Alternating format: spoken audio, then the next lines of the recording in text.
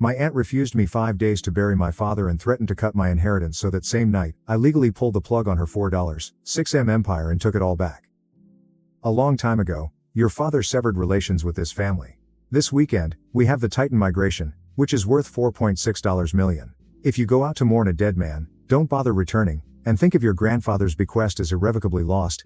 My Aunt Victoria Sterling, head of our family business, texted me as I stared at the glowing screen of my phone. Bypassing any basic human empathy, she treated my father's death as a frustrating scheduling conflict. My name is Chloe Bennett, and I just turned 33. On paper, I ran my own independent tech firm for the last 6 years, but in reality, I was the invisible spine supporting my family's entire corporate empire. I was standing outside a hospital room with a plastic bag containing my dad's watch and house keys inside. I wrote the core code and built the server architecture from scratch. They took the massive salaries and the industry credit. Every time I asked for fair compensation, they weaponized our bloodline. Aunt Victoria Sterling sat in a corner office on the 42nd floor, surrounded by imported marble. My cousin Ethan Sterling paraded around with a vice president title, wearing custom suits paid for by the company.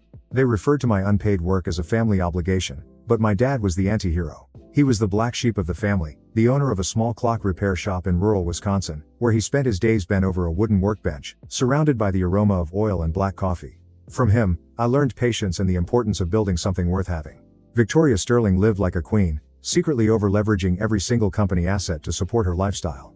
The public had no idea that her impeccably run empire had a rotting foundation. I oversaw the data gateways. Every day, desperate, garbled wire transfers came across my screen.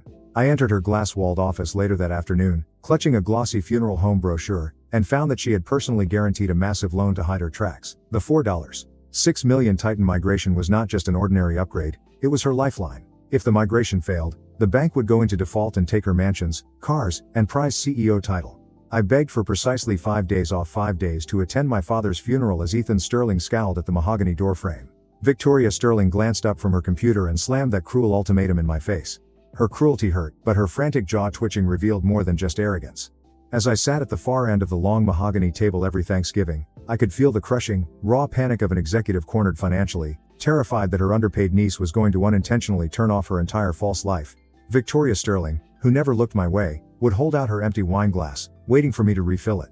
Looking at the frantic twitch in her jaw, the obedience completely evaporated. Now I am the one holding the hammer, but back then I was the hired help, the quiet, obedient niece who fixed their server crashes at 3:30 inches the morning and swallowed their condescending jokes. They broke my spirit. Stepping inside my dad's clock shop, I was immediately grounded by the familiar scent of sawdust, old oil, and black coffee. I gave her a single slow nod and pretended not to notice. Understood, I murmured. Turning on my heel, I strode out of the glass building. I placed my laptop on his wooden workbench. The software's architecture is mine, and my independent company has the copyright. The family business had only been able to access it for 6 years with a vendor access key that I had given them for free. I went into my administrator dashboard, found the active vendor licenses, and with a single click, I legally revoked their access for violating the terms of service. After that, I changed the path of their entire client portal, swapping out their expensive, modern interface for an ugly, permanent error message that reads, "Service suspended. Management has violated legal and license requirements." Bullies, like Victoria Sterling, exude an intimidating air of total control. They yell, threaten, and make you feel like your future is in their hands. However, their vast empire is nothing more than a mirage. It is constructed on the invisible, exhausted labor of the very people they despise. The moment you realize your value and lawfully withdraw your thoughts, actions, and code, the illusion crumbles, and they are immediately exposed. Without my unpaid labor, Victoria Sterling was nothing more than a nervous, expensive suit-wearing dweeb who couldn't even turn on her own office router.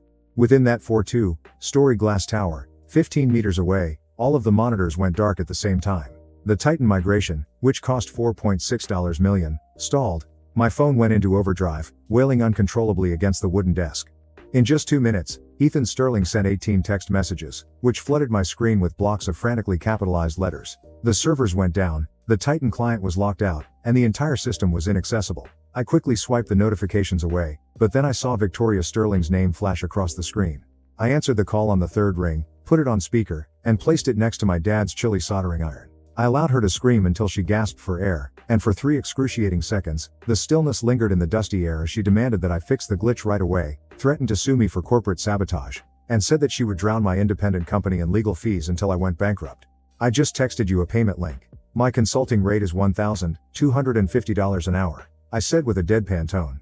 She stumbled over her words as she threatened to explain to the board of directors an unauthorized emergency vendor expense unless they immediately put a $15,000 retainer on the corporate credit card. Otherwise, the screens will remain black. The line went dead, and I returned to sorting the small screws in my dad's toolbox. After an hour, I heard heavy tires crunch on the gravel driveway outside, and flashing red and blue lights reflected off the grimy windows of the shop, revealing that she did not own the software that ran her own business. The two police cruisers parked diagonally in front of my car were a direct result of Victoria Sterling's escalation. She had weaponized the local police in her desperate attempt to conceal her financial ruin from the investors. She had falsely accused me of cyber terrorism and corporate property theft, and she had dispatched armed officers to my house during my mourning period. She had counted on the intimidation of flashy badges and the prospect of handcuffs to break me. She thought that a scared, grieving girl would simply surrender the code to the authorities, which would make them disappear. I pried open the front door and saw two uniformed officers standing on my porch, their hands resting cautiously on their utility belts. I retrieved a single manila folder from the entryway drawer and presented it to the lead officer. The folder contained the state-certified business registration and the federal copyright patent for the software architecture. The documents were stamped and dated 4 years prior to my logging into the family servers.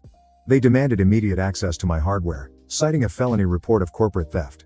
After reviewing the pages, the officer compared the vendor identification to the police report, closed the folder, and returned it to me. At this point, my phone remained on the console table, and Victoria Sterling was on speakerphone, clearly anticipating my surrender as the lead officer dipped his head toward the microphone. "This is a disagreement over a civil contract, ma'am." His voice froze and fell an octave. "I will personally visit your office and place you under arrest for making an inaccurate police report and abusing city resources, if you utilize the emergency dispatch system to evade payment to a vendor on a subsequent occasion. Stay away from this woman at all costs." He personally pressed the end call button, and the cruisers withdrew from my driveway, taking Victoria Sterling's final desperate threat with them. The real trap was about to close. I had neglected to compose an email to the board of directors. Instead, I had the client destroy everything. At precisely 3:30, the Titan Dynamics executives began their $4.6 million data migration through the portal. They encountered my hard-coded error screen, where they read legal and license violation. Panic is contagious, so they immediately dialed the family board of directors, threatening to annul their entire contract and sue the family empire for gross negligence.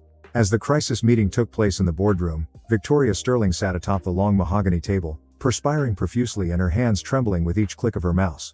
Ethan Sterling, meanwhile, recoiled into his leather chair, staring vacantly at his pricey shoes, remaining speechless as the investors pressed for an accounting of events. As she stood before the Titan Dynamics board and the billionaires who owned the company's software, Victoria Sterling had no choice but to confess. She had lied to the shareholders. She had lied on the bank loan applications, and she had just set in motion a multi-million-dollar breach of contract by refusing to allow her niece to bury her father. Being the untouchable matriarch had been her entire identity. Now, with her makeup smudged, her voice cracking, and her pleading for a second chance from men who were solely concerned with profits, the board held an emergency vote in the room and immediately stripped Victoria Sterling of her chief executive title. Their empire crumbled before dinner as they immediately dissolved Ethan Sterling's shares as VP. That same afternoon, Victoria Sterling was escorted out of the glass lobby by security. She left through the revolving doors with only a single cardboard box. Not even the vice president's son and her custom designer suits could save her from the millions of dollars in personal debt she now faced on her own. The following morning, I received a call from the board of directors, who had disregarded the family line entirely in favor of a multi-year, extremely profitable licensing agreement with my independent company. The Titan deal had survived, but the family empire, as Victoria Sterling understood it, had crumbled. Thursday morning was brisk and clear. Looking down at the fresh earth, a strange, overwhelming calm washed over me as I stood in the peaceful, grassy cemetery in rural Wisconsin. A small group of Dad's old friends had gathered around his plain wooden coffin, but no one from the corporate tower had shown up. They were too preoccupied with fending off bankruptcy lawyers to act as if they cared. Standing there, the truth struck me with absolute clarity. Leaving Victoria Sterling and Ethan Sterling was not an act of cruelty. People always tell you that turning your back on family is the ultimate sin. We are conditioned to endure abuse, to keep showing up at holiday dinners, and to bleed ourselves dry just to keep the peace. The pinnacle of self-respect was severing that cord. Unwavering allegiance to a poisonous lineage is merely a polite cover for betrayal. I did not light a match to bring their empire crashing down. Rather, I removed my hands from its supports and allowed the tremendous weight of their hubris to crush them. At that precise moment, I paid homage to my father's real legacy. The liquidation of the family holding company was finalized 5 months later by the federal bankruptcy court. In order to avoid federal prison, Aunt Victoria Sterling accepted a harsh plea deal, which included 6 years of strict probation and a court-ordered restitution of $3,200,000. She was formally indicted on 3 counts of wire fraud and 2 counts of falsifying corporate records to secure the $5.2 million commercial loan. As a result of the devastating social fallout, her membership in the exclusive country club she had come to regard as her personal kingdom was quietly revoked. Her once privileged social circle suddenly lost touch with her, and her cousin Ethan Sterling was compelled to sell his custom sports cars at public auction. He is now employed as a mid-level data entry clerk, reporting directly to a manager who is half his age. 2 pages of flowing cursive, dripping with manufactured nostalgia, describing how much she missed our family dinners, arrived in my mailbox 8 months after the funeral in a pale pink envelope. The return address belonged to a modest apartment complex across the city. On the other hand, she claimed that my father would want us to make up, and that the only reason she was so hard on me was because she saw my potential. As I stood at my kitchen counter, clutching the thick parchment paper, I felt a tremendous weight lifted off my chest, and I folded the letter in half before throwing it in the trash.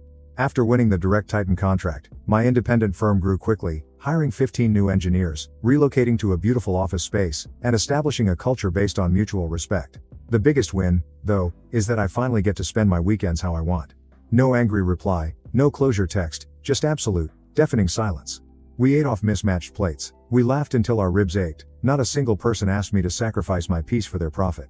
This Thanksgiving, I hosted a dinner for my chosen family, which included my lead developer, my college roommate, my husband, and my dad's old buddies from the clock repair shop. People will stare you down and tell you blood is thicker than water, but what they don't tell you is that toxic people will use that very idea as a weapon to get you to do their bidding, comply with their every command, and eventually lose your mind. Society teaches us that family is sacred and unbreakable. They don't care about you, they care about how useful you are. If you're sick of dealing with entitled individuals, make a note of these 3 rules. First, your DNA is just a biological fact, not an excuse for someone to treat you poorly forever. Having a common last name is no guarantee that you will have good mental health, financial security, or peace of mind. Second rule, all it takes to be truly powerful is to be able to stop doing the invisible work that bullies do for you. No screaming, no vicious vengeance, just a clean, quiet exit from cleaning up after them. Bullies hate personal boundaries because they can't survive without stepping on yours. The third rule is that peace is expensive, but staying costs your soul. I regained my autonomy after losing my grandfather's inheritance and the illusion of a loving family. Have you ever been the dedicated fixer for someone who would dump you the second you put your own life first? What invisible, unpaid labor are you giving up today? Leave a comment with 500 if you've ever had to leave toxic bloodlines to save yourself. Share this story with someone who needs the courage to finally send their own invoice. My name is Chloe Bennett, and I am finally completely free.